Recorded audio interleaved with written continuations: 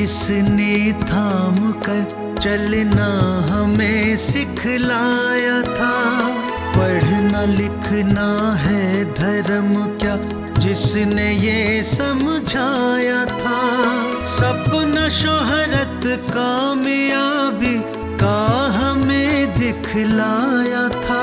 जब सच हुए सपने तब खो गए अपने।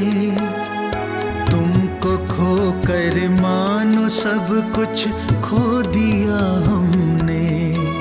तुम्हें भाव से श्रद्धांजलि देते हैं सब अपने। श्रद्धांजलि, श्रद्धांजलि, श्रद्धांजलि। वो रत्न त्रय के रत्नों के प्रकाश का प्रतिबिंब था। काया सहज, वाणी सरल, संतत्व का एक बिंब था। जय जिनेंद्र दर्शकों, मैं हूं स्वाति। दर्शकों, ये पंक्तियां व्याख्या है उस महान व्यक्तित्व के लिए जिसने सहजता से अपना सर्वस्व जैन धर्म की प्रभावना को समर्पित कर दिया। जी हाँ, वो महान व्यक्तित्व कोई और नहीं बल्कि परम श्रद्धेय स्वर्गीय पंडित श्री रतनलाल बेनाड़ा जी हैं।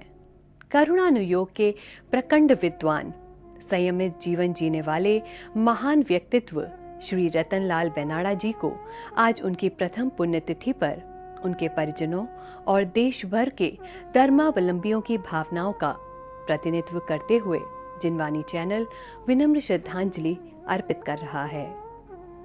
देश भर में संचालित होने वाले जैन धार्मिक शिविरों के प्रचारक एवं प्रशिक्षक परम आदरणीय पंडित श्री रतनलाल बेनाड़ा जी के सत्कर्मों की विस्मरणीय झलकियों को श्रद्धांजलि कार्यक्रम के माध्यम से प्रस्तुत करने के उद्देश्य के साथ आइए हम सभी अभिभूत होते हैं स्वर्गीय श्री रतनलाल बेनाड़ा जी की प्रेरणादायक जीवन यात्रा से। जब आधुनिक जीवन की दौड़ में संस्कृति के मूल्यों का हिरास होने लगे, युवा वर्ग पाश्चात्य संस्कृति की अंधी दौड़ में सरपट भागने को तत्पर हो, धर्म, समाज, संस्कृति और संस्कारों जैसे शब्दों का प्रयोग महज पुस्तकों में सिमटने लगे, तब अनैतिकता के अंधेरे में धर्म और संस्कृति का प्रकाश बन धार्मिक और मानवीय मूल्यों को पुनः स्थापित करने का प्रण कोई करे तो समाज का उद्धार निश्चित है। और युवा पीढ़ी में धर्म के ऐसे ही संस्कारों को रोपित करने का बीड़ा उठाया जैन समाज की महान चेतना स्वर्गीय पंडित श्री रतनलाल बेनाड़ा जी ने।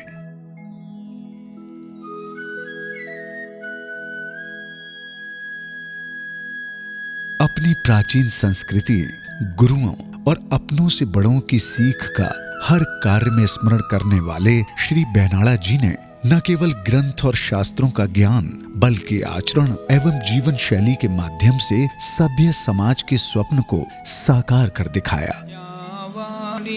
के ज्ञान ते सूझे लोकालो, सोवाणी मस्तके नमो सदा देतहूं। आगम सेवी देशव्रती विद्वान पंडित श्री रतनलाल जी बेनाड़ा का जन्म उत्तर प्रदेश की ऐतिहासिक नगरी आगरा के धर्म श्रेष्ठी एवं नामी व्यापारी श्री मिश्री लाल बेनाड़ा एवं उनकी धर्मपत्नी श्रीमती अशरफी बाई के संस्कारशील परिवार में 7 जुलाई 1942 को दूसरी संतान के रूप में हुआ। श्री मिश्री लाल जी का निवास स्थान आगरा के नाइकी मंडी में स्थित था, जो कि जैन समाज के लिए आगरा में श्रेष्ठ शैली मानी जाती थी। और शायद ये ऐसे जन्म स्थान और पैतृक संस्कारों का ही प्रभाव था कि श्री रतनलाल बेनाड़ा जी को बाल्यकाल से ही जैन संस्कार और धर्म परायणता की अनमोल निधि विरासत में मिली।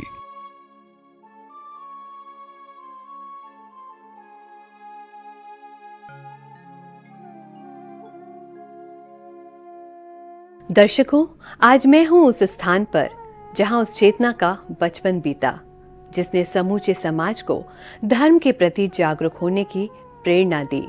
जी, आज मैं हूं स्वर्गीय श्री पंडित रतनलाल बेनाड़ा जी के जन्म स्थान यानी प्रथम निवास स्थान पर, और ये वही जगह है जहां से श्री रतन जी के मन मस्तिष्क में उनके माता पिता एवं गुरु के द्वारा संस्कार के अनमोल बीज रोपे गए थे। और आज उनके अभाव में वही संस्कार समूचे जैन जगत के लिए फलदायी सिद्ध हो रहे हैं। आइए उनके प्रथम निवास स्थान पर उनकी स्मृतियों को जीवंत करते हैं।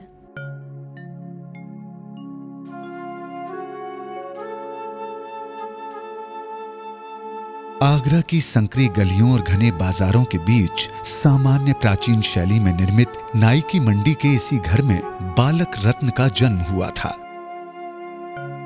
बाल्यकाल से ही बालक रत्न की बुद्धिमत्ता के कारण उनके बड़े भाई श्री निरंजन लाल जी बैनाड़ा उन्हें बुद्धिमत्ता एवं दृढ़ इच्छा शक्ति का स्वामी मानते थे। वो दिमाग में बहुत तेज थे और पढ़ने में भी ऐसी स्थिति थी कि सबसे पहले तो उन्हें अपनी जो पढ़ाया गया वो फौरन याद करना, और याद करके फौरन सुना करके वो चले जाते थे। पिताजी ये कहते थे शैतान ज़्यादा है, इसलिए इसको ज़्यादा देर तक रोको मत। उसे तो पेठा और रख दिया था साथ में, पेठा एक डेली दो और इसका परीक्षा मत रोजाना जो पढ़ाना है पढ़ा दो और छुट्टी कर लो। इस तरह करके उसकी व्यवस्था चलती थी। याददाश्त बहुत अच्छी थी, जो कुछ पढ़ते थे फौरन याद हो जाता था। वो जो भी पढ़ता था धर्म का ही पढ़ता था, पढ़ाया जाता था धर्म का। तो हमारे पिताजी का कहना ये था कि धर्म का ही पढ़ाओ, तो धर्म के लिए उसे तैयार किया गया और धर्म में याददाश्त बहुत अच्छी थी।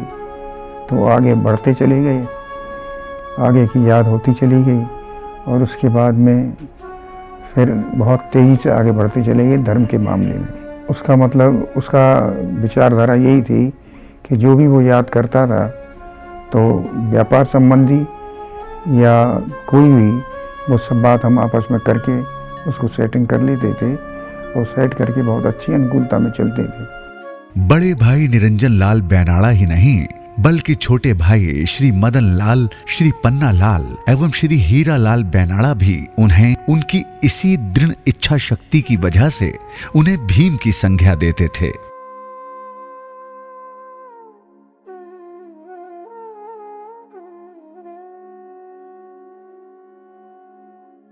आदरणीय रतन भाई साहब के साथ बचपन से इतना जुड़ा था, इस तरह से जुड़ा था जी कि लोग ये कहते थे ये दोनों जुड़वा भाई हैं। अच्छा। इसका कारण था जी कि हम दोनों सुबह से शाम तक एक साथ सोना, एक खाट पे सोना, एक थाली में खाना खाना और एक साथ खिल जाना। तो ऐसा पक्का नियम था जी कि वो कब तक चला, जब तक उनका विवाह नहीं हुआ। ओके। उनके विवाह से पहले हम कभी अलग नहीं सोए, एक साथ सोते थे। तक अंत समय तक भी जी उनके और मेरे विचार बहुत मिलते हुए थे और हम दोनों जब तक एक दूसरे के साथ नहीं बैठते थे, जी कोई राय मशवरा नहीं करते थे, हम कोई निर्णय नहीं लिया करते थे। Okay okay okay. पढ़ाई में भी हमारा यह हाल था कि हम जहाँ भी पढ़ते थे तो एक स्कूल में जैसे MD जैन कॉलेज में हम पढ़े तो साथ ही साथ जाते थे। लोग ये कहा करते थे कि वो बहुत नटखट हैं, लेकिन नटखट नहीं, इच्छा शक्ति के बड़े मजबूत थे। अगर उन्होंने कोई बात ठान ली तो उसके लिए कुछ भी हो जाए जी उस बात को पूरी करना उन्हें।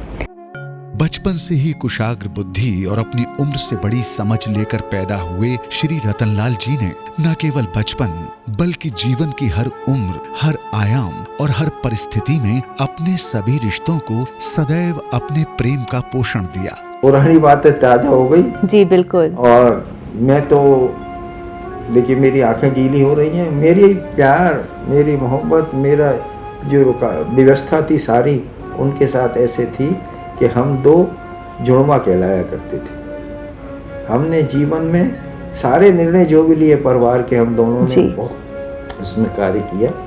मैं अपने गले, भरे हुए गले से मैं आज उनको श्रद्धांजलि देता हूँ और मैं विनती करता हूँ भगवान से कि सबको ऐसे भाई मिलें जो सबकी तरक्की का साधन रखें। यकीनन रतनलाल जी बैनाला भाई के रूप में एक ऐसी प्रतिमूर्ति थे जो न केवल सामाजिक और पारिवारिक दृष्टिकोण से बल्कि धार्मिक दृष्टिकोण से भी भाइयों के प्रति अपनी जिम्मेदारी का पूर्णतः निर्वहन करते थे।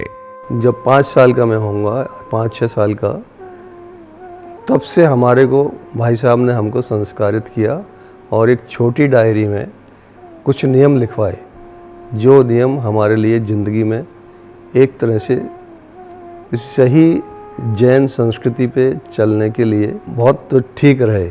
उनकी वजह से मैं अपने उन व्रतों का पालन करते हुए 4 साल वहाँ रह सका।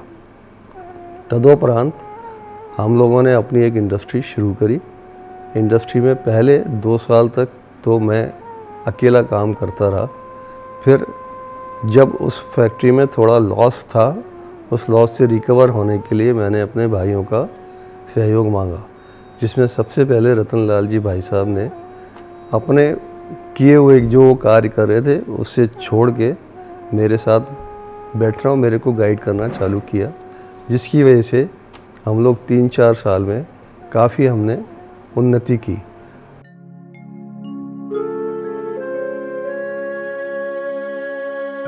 बचपन से ही परिवारवादी सोच और संस्कारों के धनी स्वर्गीय श्री रतनलाल जी बैनाला परिवार की वो मजबूत कड़ी थे जिससे जुड़कर हर रिश्ता उम्र की सीमा से परे स्नेह की डोर में बंध जाता था। मेरी और उनकी उम्र में काफ़ी डिफरेंस था, करीब 15 साल का डिफरेंस था। ओके। तो जब भी मैंने उनको देखा है जी, उन्हें एक बढ़ते हुए जैसे सूर्य होता है उस तरह, जब भी जो भी जिस क्षेत्र में उन्होंने हाथ रखा, काम किया, उनको मैंने देखा कि वो बढ़ते चल रहे हैं और सब भाइयों में उनका एक अपना अहम स्थान था। और जो भी उन्होंने जैसे इंडस्ट्री थी अपनी, जी जी जी, में वो काफ़ी होशियार थे और पंक्चुअलिटी और उनका काम करने का जो तरीका था जी, टाइम से, और जो भी काम वो करते थे समय पर उसको निपटाते थे। दूरदृष्टि कुशलता के पर्याय श्री बैनाला जी के परिवार में उनके 4 भाइयों के अतिरिक्त छोटी 5 बहनें भी थीं।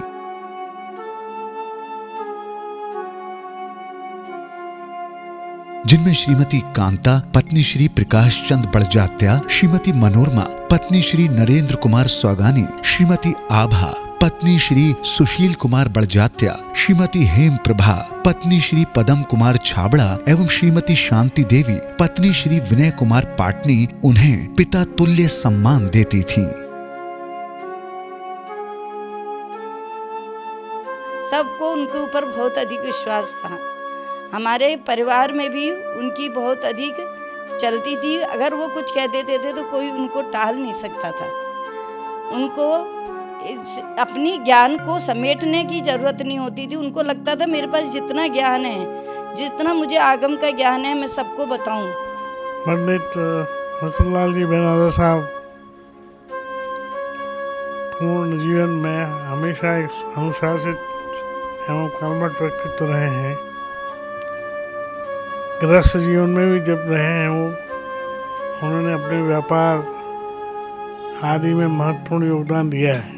ऐसे महान व्यक्ति के जाने पे जैन समाज को बड़ी क्षति हुई है जो अपूर्णीय है।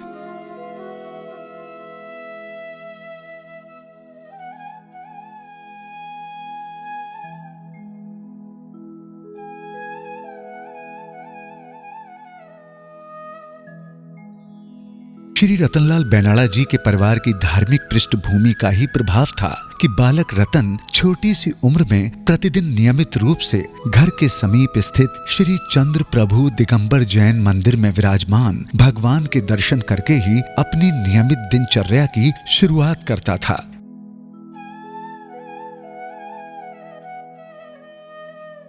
दर्शकों, बचपन से हम सभी को घर में पूजा करने और ईश्वर में आस्था रखने की सीख दी जाती है, लेकिन कुछ ही ऐसे लोग होते हैं जो उस सीख को जीवन बनाकर संपूर्ण जीवन धर्म को समर्पित कर देते हैं, और ऐसे महान व्यक्तियों में से एक थे पंडित श्री रत्नलाल बेनाड़ा।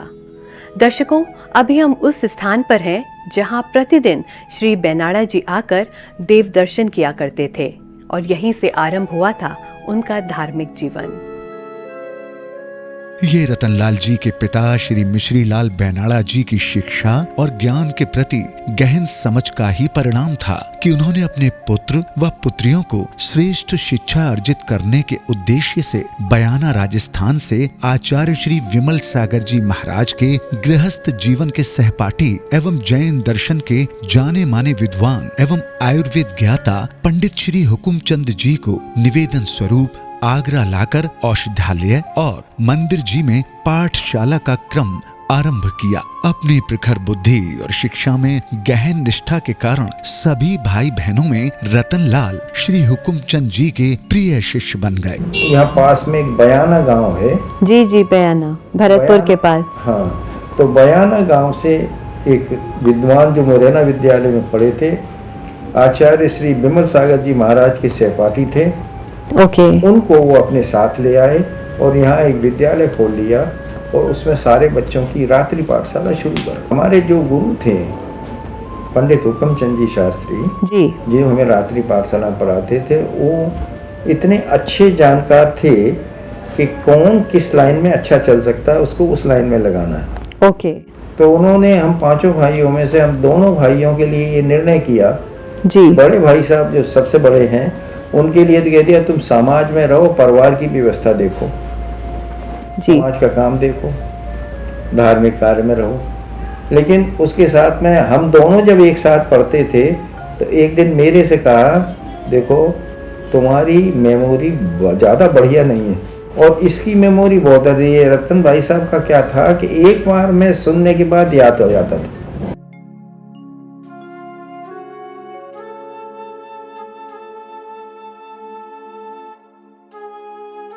स्मरण शक्ति के मालिक रतनलाल बेनाड़ा बचपन से ही मेहनत और लगन के बल पर आगे बढ़ना दृढ़ संकल्पी रतनलाल के व्यक्तित्व का अभिन्न हिस्सा था। उन्हें छोटी सी उम्र में ग्रंथों में वर्णित विशिष्ट वाक्यों की पृष्ठ संख्याएं भी स्मरण थीं। उनकी दिनचर्या का अधिकतम समय लौकिक शिक्षा की जगह धार्मिक शिक्षाओं में व्यतीत होता था, परंतु ये उनकी असामान्य ग्रहणशीलता का ही परिणाम था कि मात्र 10वीं कक्षा पास करने के दौरान ही उन्होंने न केवल बड़ी कुशलता के साथ रबर सॉल्यूशन एंड टूल्स के व्यापार को संभाला बल्कि उत्तरोत्तर प्रगति भी की। हालांकि लौकिक शिक्षा की दृष्टि से उन्होंने 10वीं कक्षा तक ही शिक्षा प्राप्त की थी, परंतु ये उनके मेधावी और प्रतिभावान होने का ही परिणाम था कि बात चाहे अंग्रेजी भाषा की हो या इनकम टैक्स की, अकाउंट्स की हो या बैलेंस शीट की, उन्हें व्यवसाय के विभिन्न अंगों में महारत हासिल थी। मैट्रिक पास करने के कुछ वर्ष के बाद लगभग 18 वर्ष की आयु में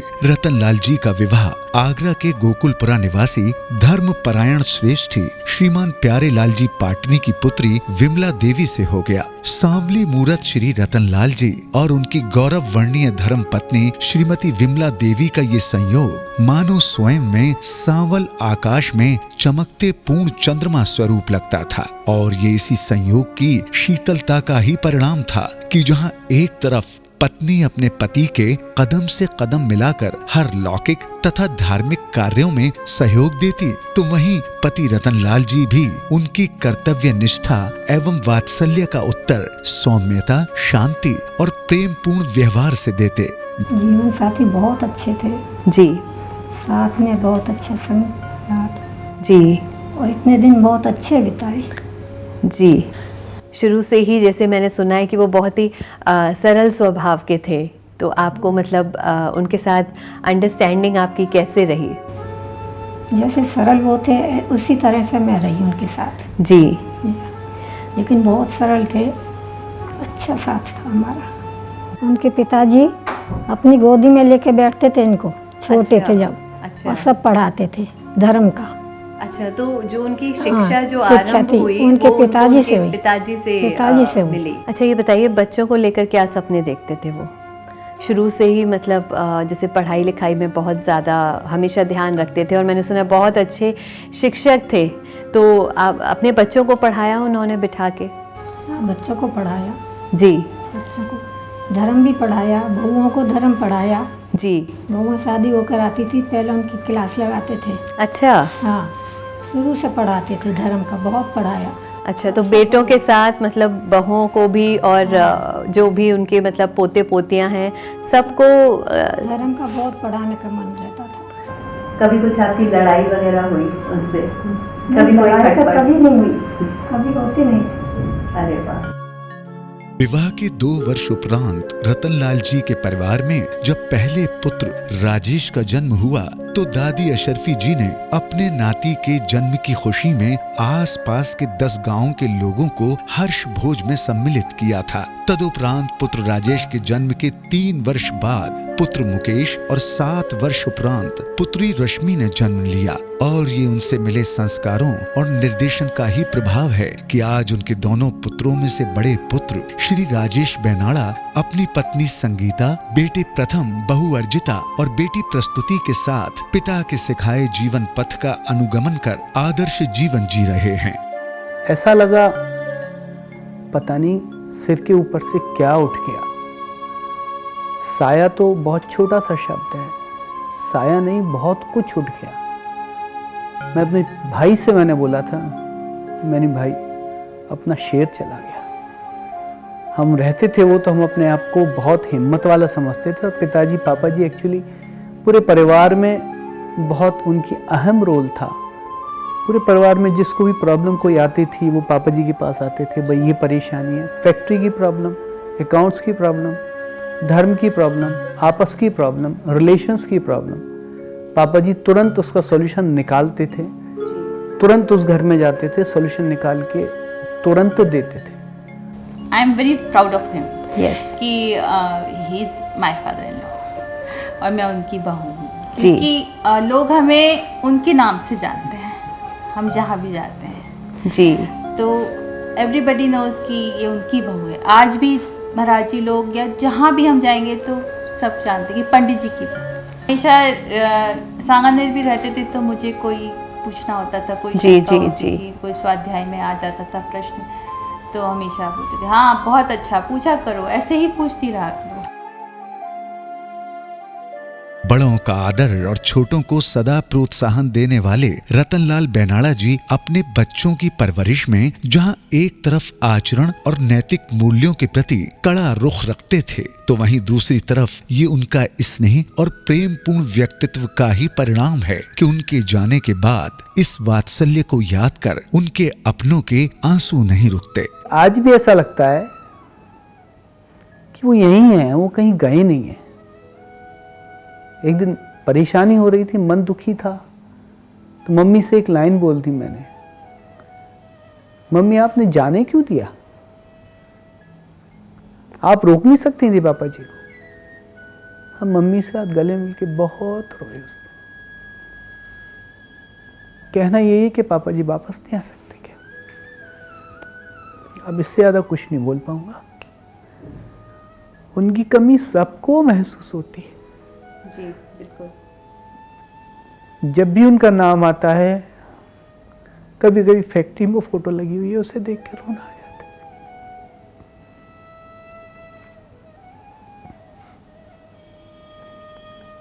मम्मी को तो चुप करते करते हम थक जाते हैं। मम्मी बहुत परेशान हो जाती है। हम सोचते हैं हमें कौन चुप कराएगा, लेकिन भगवान शक्ति देगा, सब सही होगा। कोई भी फोन पे बात करता है, किरण भैया से फोन पे बात करो तो वो रोना शुरू कर देते हैं, जिससे फोन पे बात करो वो रोना शुरू कर देता है। माहौल ऐसा गमगीन हो जाता है। यकीनन ये एक आदर्श पिता के द्वारा अपने पुत्रों को दिए गए श्रेष्ठ संस्कारों का ही परिणाम है कि आज उनके छोटे पुत्र श्री मुकेश बैनाला भी बड़े भाई की ही तरह एक सफल बिजनेसमैन के रूप में अपनी पत्नी अलका व बेटे आदित्य, बहू आयुषी और बेटी दामाद प्रज्ञा व साहिल जी के साथ सुखद जीवन यापन कर पिताजी के पद चिन्हों पर आगे बढ़ रहे हैं। पापा जी का व्यक्तित्व बहुत ही विराट था जी। उसके बारे में जितना भी कहा जाए वो कम होगा जी। लेकिन जब से मुझे याद है, मैंने पापा जी को दिन में कम से कम 10-12 घंटे शास्त्रों का अध्ययन करते हुए ही देखा जी। काफ़ी क्लासेस और शिविरों के माध्यम से जी जो उन्होंने जैन धर्म का प्रचार और प्रसार किया जी, उससे बहुत लोगों ने लाभ लिया। बिल्कुल। और मुझे बड़ा गर्व के साथ कहना पड़ रहा है कि वो एक सर्वोत्कृष्ट विद्वानों में एक थे। बिल्कुल बिल्कुल सही बात है। आचार्य श्री और काफ़ी साधु संतों के साथ भी उनकी समय समय पर तत्व चर्चाएं काफ़ी समय तक होते रहते थे जी। तो आपके फादर इतने बड़े विद्वान थे, आई एम श्योर कि आपको बहुत ही गौरवान्वित महसूस होता होगा कि आप उनके पुत्र के रूप में जन्मे हैं। एज ए सन, इससे बड़ा सौभाग्य इस मनुष्य जन्म में नहीं हो सकता है कि वो मेरे पिता थे और मैं उनका पुत्र रहा और उनके बताए संस्कारों को मैंने अपने जीवन में उतारने का जितना हो सका प्रयास किया। न केवल पुत्र बल्कि ये उनकी पुत्री रश्मि का भी सौभाग्य है कि आज वो अपने पति श्री अतुल बड़जात्या, बेटे अतिशय और बिटिया अक्षिता के साथ अपने पिता की ही नसीहतों का अनुसरण कर एक खुशहाल जीवन व्यतीत कर रही हैं। हमारे पापा बचपन से ही धर्म की तरफ उनका बहुत रुझान रहा। वो जब 7 साल की उम्र के थे, जब से वो स्वाध्याय करा करते थे और हमेशा वीक में स्वाध्याय करते थे और संडेज़ को उसका रिवीजन किया करते थे। ये रिवीजन करने से उनको जो एक वीक में पढ़ा हुआ था वो सब कुछ याद रहा करता था। इस तरह उनके ज्ञान में वृद्धि होती रही।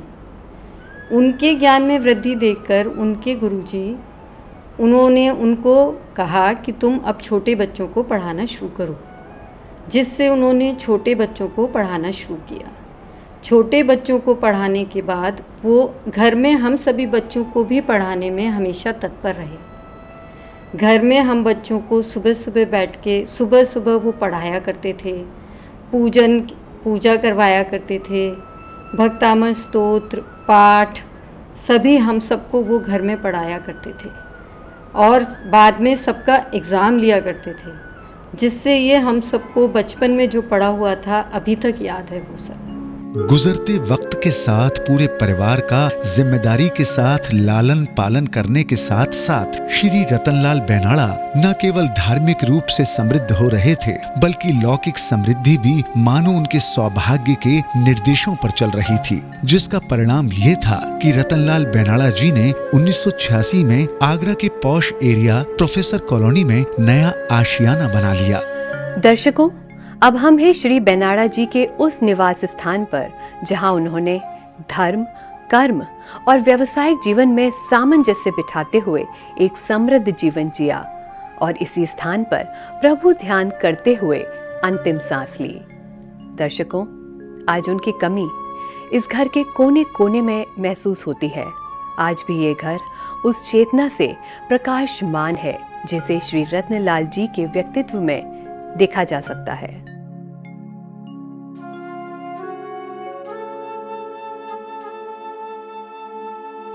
अपनी ज्ञान अर्जन रुचि के चलते रतनलाल जी ने इस नए घर में विशेष तौर पर एक पुस्तकालय बनवाया, जहां न केवल वो अपने प्रतिदिन के समय का एक बड़ा हिस्सा व्यतीत करते थे बल्कि बच्चों को भी अध्ययन करने के लिए सदैव प्रेरित करते थे। न केवल पारिवारिक जीवन के अनुभव बल्कि विभिन्न व्यापारों से प्राप्त अनुभव के उपरांत उन्होंने पूरे परिवार के संयुक्त उपक्रम में डीजल इंजन पार्ट्स का व्यापार शुरू किया, जिसमें उन्होंने अपने बड़े भाई श्री निरंजन लाल जी एवं श्री मदन लाल जी के साथ व्यवसाय का प्रसार किया। दर्शकों, ये जगह देख रहे हैं आप, ये जगह है स्वर्गीय पंडित श्री रत्नलाल बेनाड़ा जी की कर्म भूमि। वो स्थान जहां छोटे से व्यापार ने विश्वव्यापी पहचान बनाई, जहां से शुरू हुआ श्री रत्नलाल बेनाड़ा जी के जीवन का टर्निंग पॉइंट। श्री बेनाड़ा जी के अथक प्रयासों ने ही इस कंपनी को तमाम व्यवसायों के लिए प्रेरणा के रूप में सिद्ध किया। परिवार के सहयोग और अपनी कुशलता के आधार पर रतनलाल बेनाड़ा जी ने आगामी 50 वर्षों में 16 ऑटोमोबाइल फैक्ट्रीज का संचालन करते हुए भारत के उद्योग जगत में बेनाड़ा ग्रुप को समाज में विशिष्ट स्थान दिलाया और विशेष पहचान बनाई।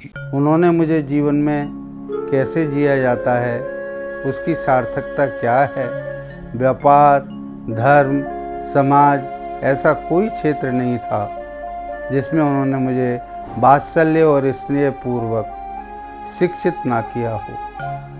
सच तो ये है, वह एक पूर्ण बहुआयामी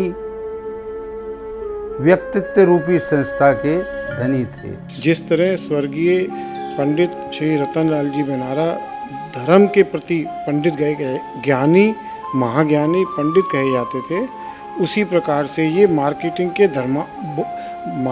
के एकदम नंबर 1 के श्रेष्ठ व्यक्ति थे। इन जैसे व्यक्तियों का हिंदुस्तान में ढूंढना बहुत मुश्किल है। और जब भी मुझे स्वर्गीय श्री रतनलाल जी बेनाड़ा की तस्वीर दिखाई देती है या कहीं भी उनका नाम आता है तो श्रद्धा से मेरा मस्तक उनके प्रति झुक जाता है। मैं सर्वश्री रतनलाल बेनाड़ा जी के संपर्क में सन 1972 से आया और जितना कि मेरे को मालूम है वो एक आध्यात्मिक पुरुष ही नहीं थे, बल्कि ऑटोमोबाइल इंडस्ट्री में उनका पूरा नाम था।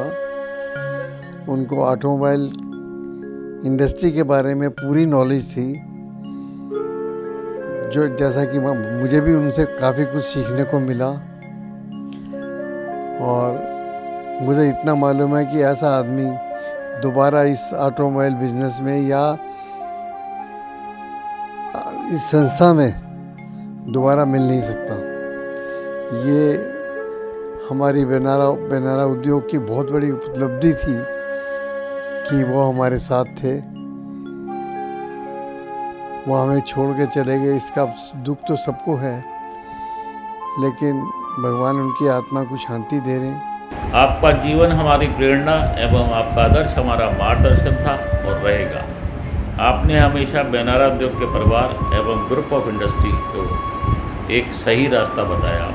भाइयों की तकनीकी योग्यता के सहयोग से उद्योग जगत में उच्च प्रतिमानों की स्थापना करते हुए भी रतनलाल बेनाड़ा जी ने श्रावकीय चर्या से कभी समझौता नहीं किया। उन्होंने सामाजिक सरोकारों से जुड़े रहकर जहां नवीन मंदिरों की स्थापना की, तो वहीं साहू श्री शांति प्रसाद जी से प्रेरणा प्राप्त कर प्राचीन तीर्थ क्षेत्रों के पुनरुद्धार में भी अपना योगदान दिया। और ये उनके द्वारा किए गए महान धार्मिक कार्यों का ही नतीजा है कि संपूर्ण भारत का जैन समाज उनके जाने के बाद भी उनकी प्रशंसा करता है। वो आचार्य जी के पास जाते थे, हम चौका साथ लगाते थे और धर्म की चर्चाएं भी आचार्य जी के साथ होती, तो हम लोग बैठ करके भी उनके साथ बहुत चर्चाएं आचार्य जी के साथ हुई थी। और हमारे किशनगढ़ में भी आते थे तो बहुत चीज़ें, बहुत धर्म की चर्चाएं आचार्य जी के, हमारे पास यही काम था बस धर्म की चर्चाएं, उसके अलावा कोई राग देश वाली बातें हमारी कभी हुई नहीं उनके साथ। उनकी क्षति को पूर्ण कर नहीं सकते हम।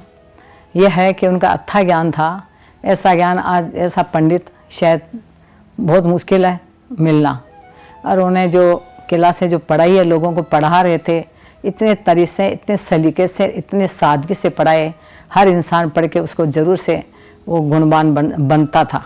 ये उनका बहुत बड़ा योगदान रहा, सभी के साथ रहा, मेरे साथ में नहीं, सभी के साथ रहा, और सभी अभी भी वो भूल नहीं पा रहे हैं। हम लोग जो उनके साथ शिक्षा प्राप्त करते थे, रोजाना हर व्यक्ति को टोकते थे, आप मंदिर नहीं गए, आप क्या कर रहे हो लाला, बच्चे आप मंदिर क्यों नहीं आ रहे हो, पूजा क्यों नहीं कर रहे हो। और जितने भी लोग चौमासे में भादों में तेला बेला 10 लक्षणी कराने में उनका बड़ा सहयोग रहता था। अगर हम बात करें प्राचीन तीर्थ क्षेत्रों के पुनरुद्धार की, तो उनके द्वारा पपोरा जी, आहार जी, देवगढ़ आदि बुंदेलखंड के अनेक तीर्थों का उद्धार कराया गया। तीर्थों के पुनरुद्धार का विचार महज वाहे नहीं था, बल्कि उनके आंतरिक मन में भी धर्म के प्रति समर्पण स्वतः आने लगा था, जिसका प्रमाण ये है कि वो आने वाले भविष्य में तारंगा जी के पुनरुद्धार के साथ साथ वहीं निवास कर धार्मिक चर्या में लीन रहना चाहते थे। लेकिन नियति के निर्धारण के समक्ष उनका ये सपना पूरा नहीं हो सका। हालांकि रतनलाल जी ने मुनि दीक्षा तो ग्रहण नहीं की थी, लेकिन उनकी चर्या अवश्य मुनियों की चर्या का प्रतिनिधित्व करती थी। वो प्रतिदिन प्रातः काल 4 बजे शैया त्याग देते थे। सामायिक लगभग 2 घंटे योगासन, भ्रमण एवं प्राणायाम करके स्नान आदि कर्म से निवृत्त होकर 1.5 घंटे तक देव पूजन करते। तदुपरांत धार्मिक शिक्षण की कक्षा चलाते थे। यह हमारे आगरा के लिए परम सौभाग्य और गौरव की बात है कि पंडित जी रतनलाल जी बेनाड़ा साहब का जन्म आगरा में हुआ और आगरा की इस पावन भूमि से उन्होंने पूरे भारतवर्ष में धर्म ध्वजा को फहराने का काम किया। पंडित जी रतनलाल जी बेनाड़ा साहब को जिसने भी सुना, जिसने भी उनके शिक्षाएं ग्रहण की, जिनने भी उसकी पाठशालाओं को अटेंड किया, वो व्यक्ति का जीवन धन्य हो गया। पंडित जी का जीवन पूरा सादगी के साथ बीता और हमें बड़े दुख के साथ कहना पड़ रहा है कि अभी कोरोना काल में उनका असमय जाना हो गया। नहीं तो पंडित जी का सानिध्य हमें अभी बहुत टाइम तक प्राप्त होना था। मुनियों को पढ़ाने का कार्य, मुनियों को शिक्षा देने का कार्य पंडित जी द्वारा किया गया। ऐसी महान आत्मा को मैं अपनी हार्दिक श्रद्धांजलि अर्पित करता हूँ। अभी भी विश्वास नहीं होता कि पंडित रतनलाल जी बेनाड़ा हमारे मध्य नहीं रहे हैं। पंडित रतनलाल जी बेनाड़ा की अगर बातें कहें तो इतनी ढेर स्मृतियाँ हमारे साथ हैं, क्योंकि उन्होंने जो हमें दिया है वो कभी भूल नहीं सकते। सबसे बड़ा ज्ञान जो उन्होंने हमें दिया वो विभिन्न प्रकार के शास्त्रों का अध्ययन कराया। मुझे ध्यान पड़ता है कि जब हम कमला नगर में प्रारंभ किए थे, पूज्य मुनि श्री सुधा सागर जी महाराज के बाद में हमने प्रारंभ किया वहाँ पर शिविरों का आयोजन। तो वो सारे शिविर पंडित रतनलाल जी बेनाड़ा और उनके भाई श्रीमान निरंजन लाल जी बेनाड़ा मिलकर लगाया करते। लेकिन पंडित रतनलाल जी बेनाड़ा ने इस शिविर पद्धति को पुनर्जीवित किया और ये आज शिविर पद्धति पूरे भारत में है, जगह जगह लगी। इन्होंने अपनी आत्मकथा लिखी है, उसमें उन्होंने लिखा है कि वैधव्य हमारे लिए वरदान साबित हुआ। आप धर्म से जुड़िए और स्वाध्याय करिए, शास्त्र को समझिए, जैन धर्म क्या उसको जानिए। संसार में कोई भी शाश्वत नहीं है, एक दिन आया है जाना है। उनकी ये बात सुनकर मुझे ऐसा लगा जैसे मैं पुरानी जब सोचती थी, जब सब अच्छा था कि मैं कब पढ़ूंगी, तो मुझे लगा जैसे मुझे एक प्रकाश दिखाई दे रहा है, एक रास्ता दिखाई दे रहा है। तो मैं बहुत शांति मिली मुझे।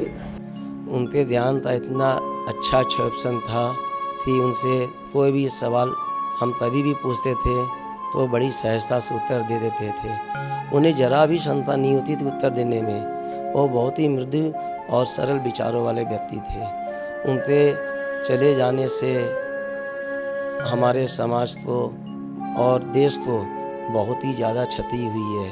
वो प्रातः 11 बजे भोजन ग्रहण कर मात्र 15 मिनट के विश्राम पश्चात पुनः जनवाणी की आराधना करते। यही नहीं, नियमित 4-5 घंटे निजी गहन स्वाध्याय के साथ वो पूरे दिन भारत भर के स्वाध्यायी वर्गों की मोबाइल पर प्राप्त शास्त्रीय जिज्ञासाओं के अत्यंत सरलता पूर्वक समाधान भी करते थे।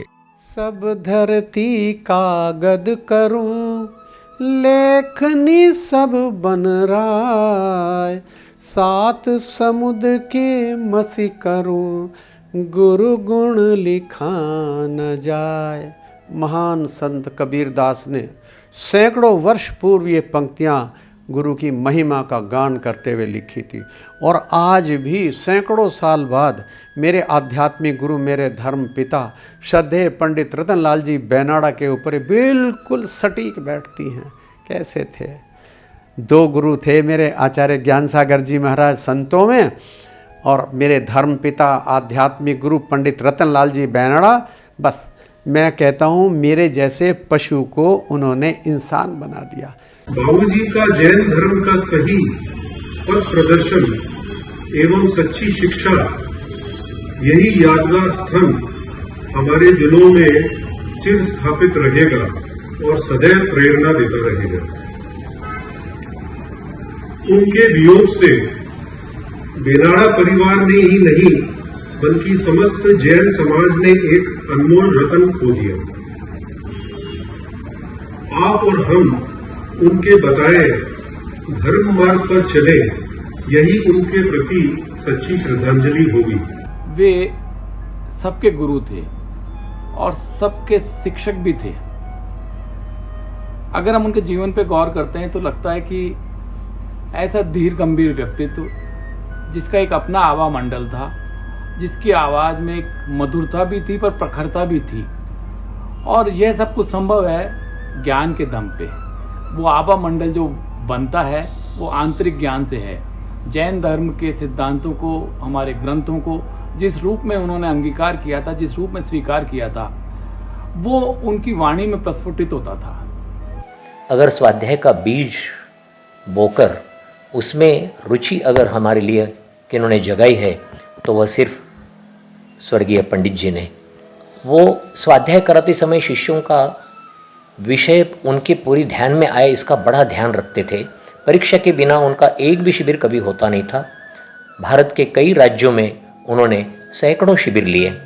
तीर्थ वंदना और गुरु दर्शन की अभिलाषा के चलते रतनलाल बेनाड़ा जी जहां वर्ष में 4 से 5 बार देश के विभिन्न धार्मिक स्थलों पर जाते थे, तो वहीं संत शिरोमणि आचार्य श्री विद्यासागर जी महाराज पूज्य गुरुवर के सानिध्य में प्रत्येक दशलक्षण पर्व के दौरान भी व्रत और भक्ति आराधना करते थे। वो आचार्य श्री के चरणों में जब भी उपस्थित होते तब उनसे शास्त्रीय समाधान प्राप्त कर अपनी डायरी में अवश्य अंकित करते थे। आचार्य श्री गुरुवर से धर्म चर्चा करते हुए उन्हें 3 से 4 घंटे कब व्यतीत हो जाते थे पता ही नहीं चलता था। और इतना ही नहीं, आचार्य श्री का मुनि संघ भी उनके आने की प्रतीक्षा में रहता था कि कब बेनाड़ा जी आएंगे और उनकी शंकाओं का समाधान करेंगे। इसी संबंध में आर के मार्बल ग्रुप के चेयरमैन श्री अशोक जी पाटनी की धर्मपत्नी श्रीमती सुशीला पाटनी जी कहती हैं कि आज उनकी कमी समाज के साथ साथ समूचे संत वर्ग को भी अखरती है। मैं पहले 5-7 साल पहले आई थी तो बहुत अच्छा लग रहा था। खुद बेनाड़ा जी थे, घर पे थे, हम साथ थे। लेकिन अभी महाराज जी 2 का मिलन हुआ था, कल यहाँ आए हमारा श्री वीर सागर जी, प्रणम्य सागर जी। लेकिन खाली उनकी बेनाड़ा साहब की कमी बहुत अखर रही है। महाराज जी भी याद कर रहे थे कि आज अगर वो आते तो कितनी धर्म की चर्चाएं वो करते, कितने धर्म से चर्चाएं करते, कितना पूछते, हम लोगों का भी बहुत अच्छा होता। बस उनके बारे में और क्या बोल सकते हैं, ये बोल सकते हैं कि उनकी कमी बहुत महसूस हो रही है। मुनि सेवा और उनसे प्राप्त आशीर्वाद के क्रम में 1981 में पूज्य आचार्य श्री विद्यासागर जी महाराज ने पंडित रतनलाल बेनाड़ा जी को अपने संघ में रहने का आशीष प्रदान किया। संघ में रहते हुए वो स्वयं पढ़ने के साथ साथ पढ़ाने का कार्य एवं सबकी शंकाओं का समाधान इतनी निष्ठा और कुशलता पूर्वक करते थे कि यदि कोई रात्रि 12 बजे भी धर्म या शास्त्र शंका से संबंधित समाधान की जिज्ञासा जताता तो वो उस जिज्ञासा का समाधान करने के उपरांत ही विश्राम करते थे। उन्होंने अपने ज्ञान के माध्यम से लोगों में जो अलख जगाई, उस अलख के कारण ही उन्हें बोलती जिनवाणी कहा जाता था। आप कभी भी कोई प्रश्न पूछें तुरंत समाधान करने के लिए तैयार रहते थे।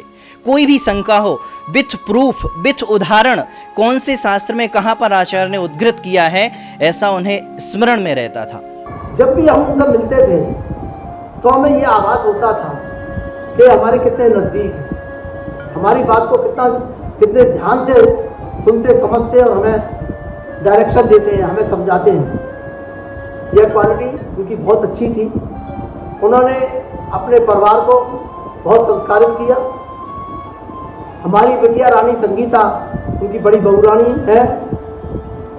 जिसमें कि उन्होंने बहुत संस्कार दिए। सब कुछ ठीक चल रहा था कि अचानक सन 1994 में रतनलाल जी को हृदयाघात हुआ। हालांकि बाईपास सर्जरी के बाद वो पुनः स्वस्थ हो गए, परंतु चिकित्सकों की सलाह ने उन्हें घर की चार दीवारी में रुकने पर मजबूर कर दिया था। लेकिन ये सिलसिला ज्यादा लंबा नहीं चला। सर्जरी के बाद श्री रतनलाल बेनाड़ा जी का रुझान धर्म के प्रति इतना बढ़ गया कि वो आचार्य श्री विद्यासागर जी महाराज के कर कमलों से 2 प्रतिमा व्रत धारण कर नियम एवं संयमबद्ध जीवन का निर्वाह करने लगे। इस दौरान जहां वो परिधान के रूप में ऊनी वस्त्रों का त्याग कर केवल सफेद रंग के कुर्ते पजामे का ही प्रयोग करते थे, तो वहीं पूरे दिन में मात्र एक बार भोजन के अंतर्गत खाने में 3 दिन के अंतराल में पिसे अनाज और मसालों का ही प्रयोग करते थे। इतना ही नहीं, अब उन्होंने कठोर चर्या का पालन करते हुए कुएं का पानी उबालकर पीने, सूर्यास्त के बाद जल भी ग्रहण नहीं करने, जमीन पर बैठकर ही भोजन करने के साथ साथ बाजार की चीजों का त्याग कर दिया था। लिए गए व्रत त्याग में कोई भूल ना हो जाए, इसलिए विगत 35 वर्षों से उनके लिए एक ही रसोईया निश्चित था। आदरणीय श्रीमान रतनलाल जी बेनाड़ा साहब ने अपने जीवन में विद्या और अर्थ का समान रूप से अर्जन किया। श्री और धी दोनों के धनी बेनाड़ा जी अत्यंत सरल स्वभावी रहे हैं। कई बार मेरे को वहाँ समय शिखर जी में मिले हो, कई बार वो समय शिखर जी में गए, हमेशा धर्म की बात करते थे, परंतु वो इतनी मतलब अंदर की धर्म की बात करते थे, वो हमारे से ऊपर हमारे बस की बात नहीं थी। इतने मतलब वो प्रगाढ़ विद्वान थे। उन्होंने केवल दीक्षा नहीं ली, बाकी उन्होंने सब पूरा अपना जो मुनियों का है काम है और वो सब उसी टाइप से करते हैं। उन मुनियों को पढ़ाने का है। आचार्य श्री से कई बार बात हुई कि भाई आप जो इसको दीक्षा दे दो, बोले नहीं आप तो मुनियों को पढ़ाओ। सच कहा जाए तो बेनाड़ा जी विधिवत रूप से दीक्षा ग्रहण किए बिना एक संत का जीवन व्यतीत कर रहे थे, और संतत्व की इस चर्या का ही परिणाम था कि सामान्य सी दिखने वाली उनकी दुबली पतली काया में ज्ञान का एक अथाह सागर समाहित था, जिसका साक्ष्य ये है कि जब एक समय में एकांतवादियों द्वारा जैन धर्म के अस्तित्व को भ्रमित कर शास्त्रों की अशास्त्रीय व्याख्या एवं तथ्यों को झुटलाया जाने लगा, तब निर्यापक संत मुनि पुंगव श्री सुधा सागर जी महाराज ने इस भ्रम को समूल रोकने के लिए आदरणीय रतनलाल बेनाड़ा जी को ही सुदृढ़ स्तंभ के रूप में खड़ा किया। फलस्वरूप पूज्य मुनि पुंगव श्री सुधा सागर जी महाराज की प्रेरणा और आदरणीय बेनाड़ा जी का पुरुषार्थ सक्रिय हुआ तथा जयपुर के निकट सांगानेर में सन 1997 में आने वाली पीढ़ी में जैन संस्कृति के महान संस्कारों को रोपित करने के उद्देश्य से रतनलाल जी के निर्देशन में श्रमण संस्कृति संस्थान की स्थापना हुई। दर्शकों, अब हम हैं संत शिरोमणि आचार्य श्री विद्यासागर जी महाराज के परम प्रभावक शिष्य निर्यापक संत मुनि पुंगव श्री सुधा सागर जी महाराज के आशीर्वाद से निर्मित श्रमण संस्कृति संस्थान में, यानी राजस्थान स्थित सांगानेर की वह पावन धरा जहां से स्वर्गीय श्री रतनलाल बेनाड़ा जी ने हजारों युवाओं को धर्म, समाज और आधुनिक जीवन में सामंजस्य बिठाते हुए जीवन यापन करने की प्रेरणा प्रदान की थी।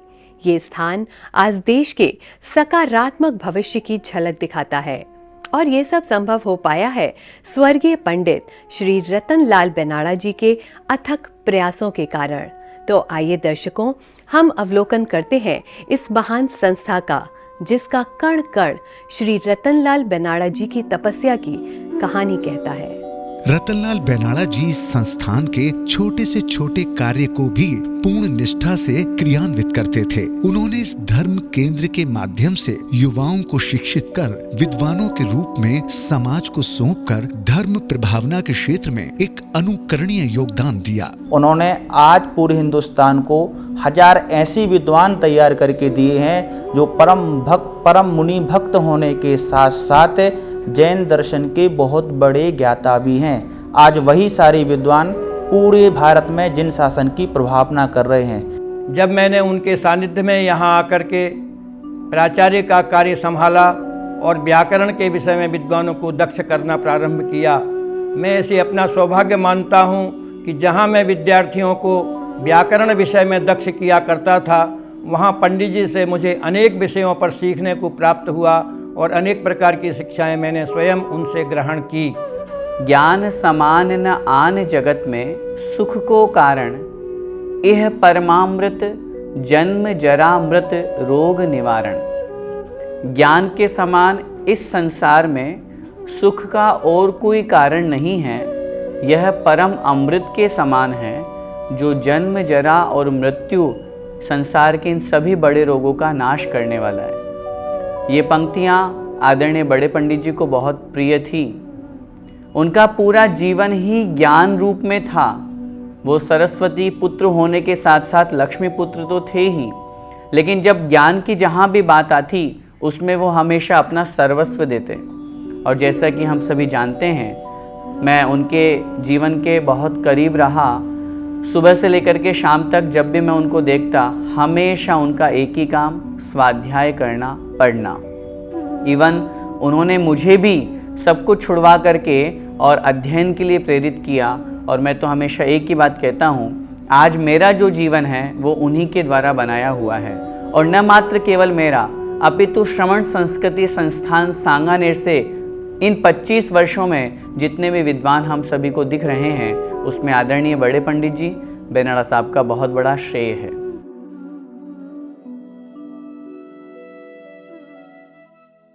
उन्होंने संस्थान के विकास एवं प्रसार हेतु संस्था की कमेटी के सदस्यों के साथ विभिन्न स्थलों की अनेकों यात्राएं की और ये उनके द्वारा की गई यात्राओं का ही परिणाम है कि आज सांगानेर के अतिरिक्त खनियाधाना मध्य प्रदेश में, जहां संस्थान की ही एक शाखा के अंतर्गत सीबीएसई बोर्ड संबद्ध विद्यालय, छात्रावास आदि को विभिन्न आयामों के साथ संचालित किया जा रहा है, तो वहीं आचार्य श्री विद्यासागर जी महाराज की प्रेरणा से एक गौशाला का भी कुशल संचालन किया जा रहा है। वक्त के साथ श्री रतनलाल बेनाड़ा जी का श्रमण संस्कृति संस्थान सांगानेर से इतना गहन अपनत्व हो गया कि सन 2017 में उन्होंने सांगानेर में ही बसने का निर्णय ले लिया और फिर सांगानेर में ही धर्म ध्यान, चर्चा, पाठशाला, पूजन पाठन करना उनके जीवन का एकमात्र उद्देश्य बन गया, जिसका प्रमाण ये है कि जब कभी उनके परिवार के किसी सदस्य को भी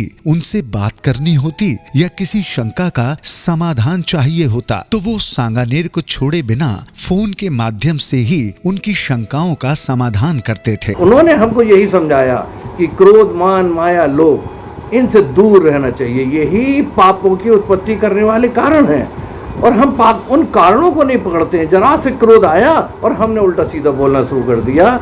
यही उनकी शिक्षा रही। कुल मिलाकर श्री रतनलाल जी द्वारा श्रमण संस्कृति संस्थान के रूप में उनके द्वारा जलाई गई धर्म ज्ञान की अलख समूचे विश्व में ज्ञान का प्रकाश बिखेर रही थी। अब उन्होंने देश के अनेक तीर्थों के उद्धार के लिए पुरजोर प्रयास शुरू कर दिए थे और इन्हीं प्रयासों के अंतर्गत बरुआ सागर, आहर जी, तिजारा जी, धामनी महाराष्ट्र आदि अनेक स्थानों पर पूर्व स्थापित हिरासोन्मुखी संस्थाओं के उद्धार और नवीन गुरुकुलों की स्थापनाओं में उनका महत्वपूर्ण योगदान रहा। जैन धर्म उत्थान, संस्कारों के संवर्धन और सत्कर्मों का कारवां यूं ही चल रहा था कि अचानक इस गति में एक विराम आ गया। 28 जुलाई 2020 की शाम को जब रतनलाल जी सांगानेर स्थित कमरे में विश्राम कर रहे थे, तब उन्हें हृदय में पीड़ा प्रतीत हुई। इस आकस्मिक स्थिति को देखकर सांगानेर में उपस्थित उनके छोटे पुत्र मुकेश बेनाड़ा जी उन्हें अस्पताल में एडमिट कराने के उद्देश्य से जयपुर ले गए। विस्मयकारी बात ये है कि ऐसी संवेदनशील स्थिति में भी उन्होंने अपने पुत्र से न केवल जिनवाणी सहित कुछ विशिष्ट धार्मिक पुस्तकें ले जाने को कहा, बल्कि उस समय वहाँ उपस्थित सभी लोगों को ये आश्वासन भी दिया कि वो अपने उपचार के दौरान भी उनकी सभी शंकाओं का समाधान फोन पर करते रहेंगे। श्री रतनलाल बेनाड़ा जी के उपचार का ये दौर पूरे बेनाड़ा परिवार के लिए कठिन था। पूरा परिवार जाप, ध्यान साधना कर परिवार के मुखिया के स्वस्थ होने की प्रार्थना कर रहा था, लेकिन होना तो वही था जो विधि ने पहले ही तय कर रखा था। नियति ने अपने विधान के सादृश्य उनके परिवार की ये प्रार्थना अस्तित्व तक नहीं पहुंचने दी और 16 अगस्त 2020 को काल के क्रूर हाथों ने रतनलाल बेनाड़ा जी को हमसे छीन लिया। उनके देहावसान की इस खबर ने परिवार के साथ साथ समूचे देश को झकझोर दिया। धर्म ज्ञान के प्रकाश को देश के कोने कोने तक पहुंचाने वाला ये सूर्य हमेशा के लिए अस्त हो चुका था और पीछे कुछ छोड़ गया था तो वो था सूना आकाश। और इस तरह 16 अगस्त 2020 को धर्म और समाज के नभ में चमकता सूर्य, जिसने अपनी हजारों किरणों से समाज में चेतना जागृत की, वो हमेशा के लिए अस्त हो गया। दर्शकों, हमारे लिए ये बिल्कुल भी आसान नहीं था इतने महान व्यक्तित्व की जीवन यात्रा को चंद समय में आपके सामने प्रस्तुत कर पाना, क्योंकि जीवन के जिस जिस परिदृश्य में हमने स्वर्गीय पंडित श्री रतनलाल बेनाड़ा जी के बारे में जाना, उनका व्यक्तित्व और विराट होता दिखा। फिर भी जिनवानी चैनल ने एक प्रयास किया है गागर में सागर भरने का। इस डॉक्यूमेंट्री के माध्यम से समाज के सभी लोग एक बार पुनः स्वर्गीय पंडित श्री रतनलाल बेनाड़ा जी के जीवन से प्रेरणा प्राप्त कर धर्म, समाज और देश के लिए कुछ बेहतर करेंगे। और यही हमारी आशा है। स्वर्गीय श्री रतनलाल बेनाड़ा जी के प्रति वास्तविक श्रद्धांजलि भी शायद यही होगी। इन्हीं भावनाओं के साथ हम नमन करते हैं समाज के लिए प्रेरणा स्तंभ सिद्ध हुए स्वर्गीय पंडित श्री रतनलाल बेनाड़ा जी को और लेते हैं आपसे विदा। मुझे दीजिए आज्ञा और देखते रहिए जिनवानी चैनल। जय जिनेंद्र।